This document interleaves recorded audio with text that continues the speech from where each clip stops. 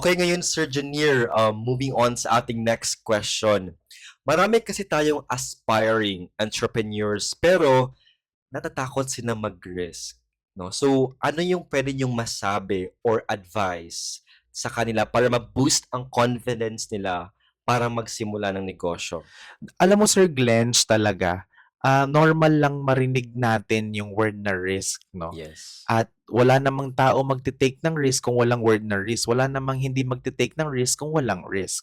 Yes. So, ang point ko dito, kailangan yung mga tao kagaya ko or sa mga gusto pang mag-business, kailangan talaga natin yung word na risk, magte-take ng Yes. risk. Kasi dito natin masusukat 'no, parang experimental lang ito, hindi natin alam kung magsa-success tayo o hindi. Hindi natin alam kung mada-down tayo o hindi. Dito sa pag-take ng risk natin, kung magiging consistent lang tayo sa ginagawa natin, no? Yung everyday na routine lang natin na alam natin makakatulong sa pagbi-business natin, eh alam natin nasa tuwid na landas tayo. Yes. So, ibig sabihin, meron lang tayong goal, focus lang tayo sa goal, and at the same time maging limitless tayo in terms of our ideas, no, kung ano pa yung pinaka-creative na way or pinaka-creative na maiisip mo na pwede pang makatulong sa business mo, gagawin na gagawin po dapat natin. Yes. So kailangan natin mag-explore, no, think out of the box pa kung ano pa yung pwedeng maka-help sa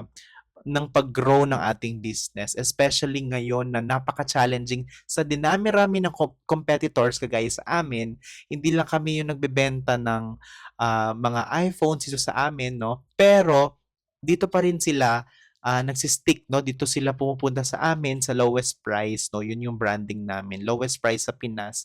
Kasi alam nilang subok na quality, no? Quality base, product base, ano ba, price-based, talagang nangunguna ang Mayora Gadgets. So, yun yung sinasabi ko sa ating mga potential business owners na maging consistent in terms of daily routine, kung ano ba yung pwedeng magiging makatulong pa sa pagbi-business or sa business mo kung ikaw ay nag-run na ngayon.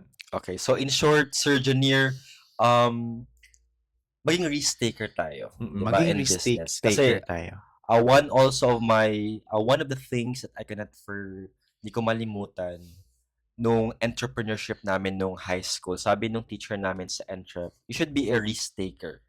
'Di ba? Mm, Kumbaga, you take risk. If you succeed, then congratulations. mm. Then if you fail, it's okay. At least you try, 'di Yes. ba? Kasi may at the end of the day may magandang outcome din Yes. talaga kung nagsumikap ka. Yes. So, kaya nga nagte-take ng risk tayo para malaman natin kung magiging okay ba yung magiging resulta ng Yes. ating gagawin pa. Tsaka if mag-risk tayo, it's a both a win-win situation. Kasi if Yes. nag-risk ka, then you succeed, then it's Mm. good.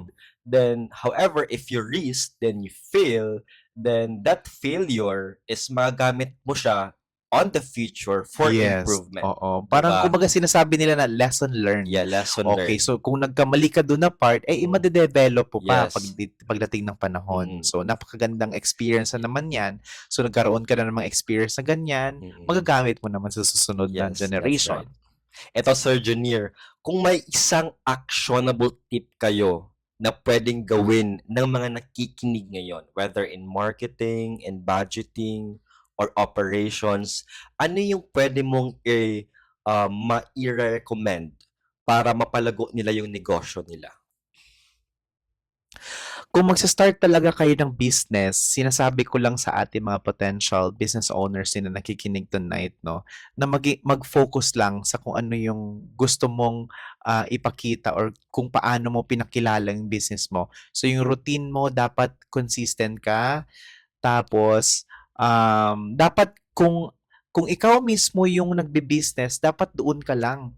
Hindi Mm. mo siya pinapagawa sa iba, nag-uutos ka lang. So, hindi mo nakikita yung progress, 'di ba? Progress. So, dapat dito, kailangan tutok na tutok ka sa business mo, kagaya sa amin, sa family business, magkakaiba yung roles namin. So, yun yung isang action na dapat malaman ng isang business owner o na entrepreneur, 'no? Dapat focus ka lang at ikaw mismo yung gagawa kung ano yung gusto mong gawin, 'no?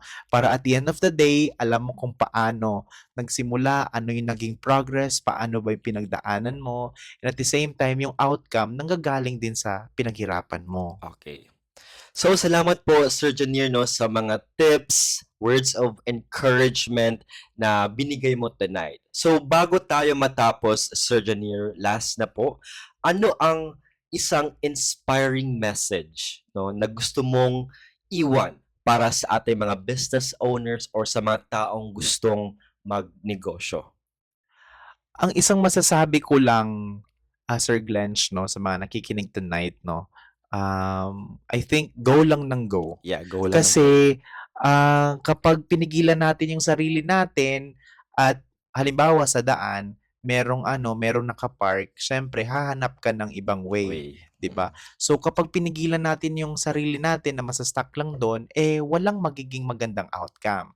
So, para sa mga nakikinig ngayon na mga negosyante at mga aspiring entrepreneurs, manatiling maging consistent kung ano nga ba yung plano niyo sa buhay, kung ano nga ba yung, gusto niyong maging ano ba, kung ano nga ba yung gusto niyong i-build, 'no, pagdating sa business. Kailangan, focus na kayo sa goal, and at the same time, maging consistent po tayo sa kung ano man yung gusto nating gawin. Yes, that's right. Okay. So ayan, sa muli, salamat Sir Junior Draper, ang may-ari ng Mayora Gadgets. So, mapapakinggan natin ang iba pang kwento sa pagnenegosyo bukas sa parehong oras at himpilan. So muli, ito ang Benta Kita, Usapang Negosyo, dito lang sa DXMY Happy FM.